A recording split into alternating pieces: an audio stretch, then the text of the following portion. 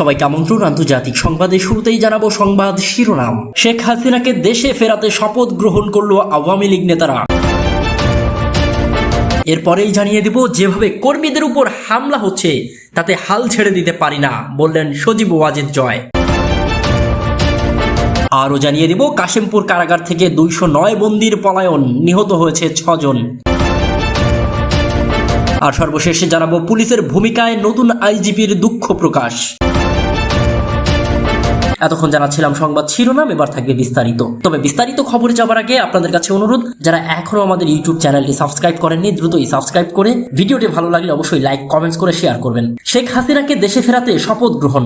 সাবেক প্রধানমন্ত্রী ও আওয়ামী লীগের সভাপতি শেখ হাসিনাকে বাংলাদেশের মাটিতে ফিরিয়ে আনতে শপথ নিয়েছে গোপালগঞ্জ জেলা আওয়ামী লীগ ও সহযোগী সংগঠনের নেতৃবৃন্দ। বুধবার 7 আগস্ট দুপুরে টুঙ্গিপাড়ায় জাতির জনক বঙ্গবন্ধু শেখ মুজিবুর রহমানের সমাধিসৌধে শ্রদ্ধা নিবেদন শেষে নেতাকর্মীদের শপথ বাক্য পাঠ করান জেলা আওয়ামী লীগের সভাপতি মাহবুব আলী খান। শপথ পাঠে তারা বলেন, আমরা শপথ করছি যে যতদিন পর্যন্ত বঙ্গবন্ধু কন্যা শেখ হাসিনাকে বাংলাদেশের মাটিতে ফিরিয়ে না আনবো ততদিন পর্যন্ত আমরা ঘরে ফিরে যাব না। আরও শপথ করছি যে তার উপর ঘটে যাওয়া সকল প্রকার অন্যায়ের প্রতিশোধ নেব। আজ থেকে আমাদের আন্দোলন শেখ হাসিনাকে দেশে ফিরিয়ে আনার।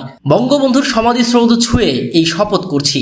এর আগে জেলা আওয়ামী লীগ ও সহযোগী সংগঠনের নেতাকর্মীরা গোপালগঞ্জ থেকে মিছিল সহকারে টুঙ্গিপাড়ায় পৌঁছান। পরে টুঙ্গিপাড়া উপজেলা আওয়ামী লীগ ও সহযোগী সংগঠনের নেতাকর্মীদের সাথে নিয়ে জাতির পিতা বঙ্গবন্ধু শেখ মুজিবুর রহমানের সমাধিসৌধের বেদিতে ফুল দিয়ে শ্রদ্ধা জানান। পরে বঙ্গবন্ধু ও তার পরিবারের শহীদ সদস্যদের রুহের মাগফিরাত কামনা করে ফাতিহা পাঠ ও বিশেষ মোনাজাতে অংশ নেন।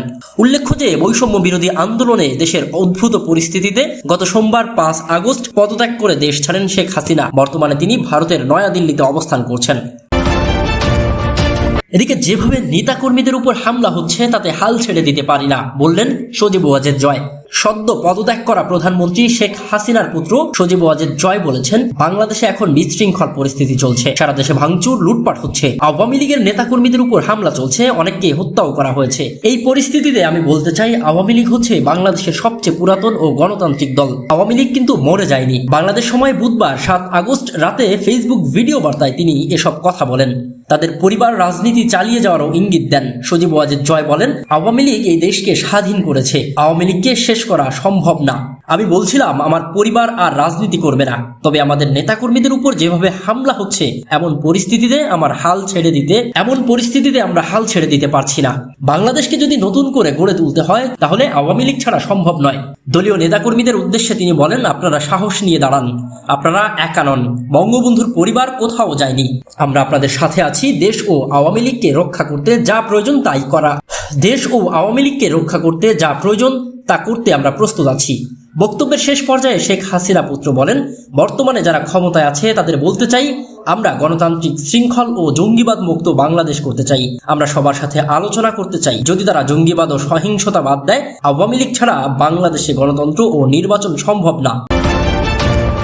এদিকে কাশিমপুর কারাগার থেকে 209 বন্দীর পলায়ন, নিহত হয়েছে 6 জন। গাজীপুরের কাশিমপুর কেন্দ্রীয় কারাগার থেকে 209 জন বন্দী পালিয়ে যাওয়ার ঘটনা ঘটেছে। পালানোর সময় নিরাপত্তা কর্মীদের গুলিতে 6 জন বন্দী নিহত হয়েছে। বুধবার 7 আগস্ট বিকেলে কারাগারটির senior jail super Subrata Kumar Bala এই তথ্য নিশ্চিত করেছেন। গতকাল মঙ্গলবার 6 আগস্ট বিকেলে কারাগারের ভেতর থাকা বন্দীরা বিদ্রোহ করেন। এ সময় তারা কারাগার ভেঙে পালানোর চেষ্টা করে। পরে কারারক্ষীরা থামানোর চেষ্টা করলে বন্দীরা কারারক্ষীদের উপর চড়াও হয়।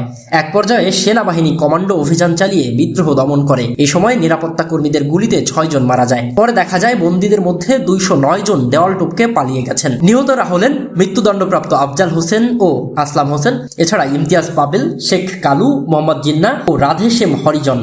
এক নিহতের স্ত্রী বলেন, আমার স্বামীকে জেলখানায় গুলি করে হত্যা করা হয়েছে, এখন 2 সন্তানের দায়িত্ব কে নেবে? আমি এর হত্যার বিচার চাই। তাজউদ্দিন আহমেদ মেডিকেল কলেজ হাসপাতালের medical officer doctor Mohammad Mustaq Ahmed জানান, বুধবার 7 আগস্ট সকালে একটি ট্রাকে করে 6 জনের মরদেহ মর্গে পাঠানো হয়। পরে পরিবারের কাছে নিহতদের মরদেহ হস্তান্তর করা হয়েছে। এদিকে পুলিশের ভূমিকায় নতুন আইজিপির দুঃখ প্রকাশ। সরকারি চাকুরিতে কোটা সংস্কার দাবিতে শিক্ষার্থীদের শুরু করা আন্দোলন ঠেকাতে পুলিশ যে ভূমিকা পালন করেছে সেটা কোনো পেশাদার বাহিনীর আচরণ নয় বলেও মনে করেন বাহিনীটির নতুন মহাপরিদর্শক আইজিপি মোহাম্মদ মইনুল ইসলাম। এজন্য তিনি পুলিশের এই আচরণের জন্য দেশবাসীর কাছে দুঃখ প্রকাশ করেছেন। সব ঘটনার সুষ্ঠু তদন্তের প্রতিশ্রুতিও দিয়েছেন তিনি। বুধবার 7 আগস্ট এক সংবাদ সম্মেলনে তিনি এসব কথা বলেন। আইজিপি বলেন, বর্তমান বৈষম্য বিরোধী যৌক্তিক আন্দোলনে আমাদের পূর্বের দায়িত্বপ্রাপ্ত কর্মকর্তারা দেশবাসীর প্রত্যাশা অনুযায়ী দায়িত্ব পালন করতে পারেননি। এজন্য বাংলাদেশ পুলিশের পক্ষ থেকে আমি পুলিশ প্রধান হিসেবে আন্তরিকভাবে দুঃখিত। এই ঘটনার জন্য পুলিশের কিছু কর্মকর্তা দায়ী মন্তব্য করে তিনি বলেন, আমাদের কতিপয় উচ্চাভিলাষী অপেশাদার কর্মকর্তার কারণে এবং কর্মকৌশল প্রণয়নে বল প্রয়োগের স্বীকৃত নীতিমালা অনুসরণ না করায় মানবাধিকার লঙ্ঘনের ঘটনা ঘটেছে। নেতৃত্বের ব্যর্থতায় আমাদের অনেক সহকর্মীও আহত, নিহত ও নিগৃহীত হয়েছেন। তাদের বিরুদ্ধে পুলিশের প্রবিধান, অন্যান্য আইন ও চাকরিবিধি অনুযায়ী ব্যবস্থা নেওয়া হবে বলেও জানিয়েছেন আইজিপি। এবং তিনি বলেছেন, প্রতিটি হত্যাকাণ্ডের সুষ্ঠু ও নিরপেক্ষ তদন্ত করতে আমরা প্রতিশ্রুতিবদ্ধ। দেশের শান্তি শৃঙ্খলা ও স্থিতি ফিরিয়ে আনতে আমরা সর্বাত্মকভাবেই সচেষ্ট রয়েছি। আইজিপি জানান, পুলিশ সদস্যদের প্রতি নির্দেশ দিয়েছেন যে বৃহস্পতিবার সন্ধ্যার মধ্যে Rajarbagh police lines, POM, APBN, সকল মেট্রোপলিটন এবং জেলা পুলিশ লাইন্স সহ সকল পুলিশ ইউনিটের কর্মকর্তা ও ফোর্সকে কর্মস্থলে যোগদান করতে হবে। এছাড়া মেট্রোপলিটন পুলিশ কমিশনার ও জেলার পুলিশ সুপারদের নিজ এলাকায় জ্যেষ্ঠ নাগরিক, পেশাজীবী, ছাত্র প্রতিনিধি, রাজনৈতিক ও গণমাধ্যম ব্যক্তিদের সমন্বয়ে নাগরিক নিরাপত্তা কমিটি গঠন করতে বলা হয়েছে, যারা বর্তমান সময়ে নিরাপত্তা বিধানে সহায়ক ভূমিকাও রাখবে। পুলিশ সদস্যদের প্রতি আহ্বান জানিয়ে নবনিযুক্ত আইজিপি বলেন, এই সন্ধিক্ষণে আপনারা দেশ ও জাতির প্রয়োজনে আইন শৃঙ্খলা রক্ষাকারী বাহিনীর সদস্য হিসেবে নিজ নিজ দায়িত্ব পালনে আত্মনিয়োগ করুন। আপনাদের জীবনমান উন্নয়ন ও সার্বিক কল্যাণ নিশ্চিতকরণে আমরা সব ধরনের ব্যবস্থা গ্রহণ করব।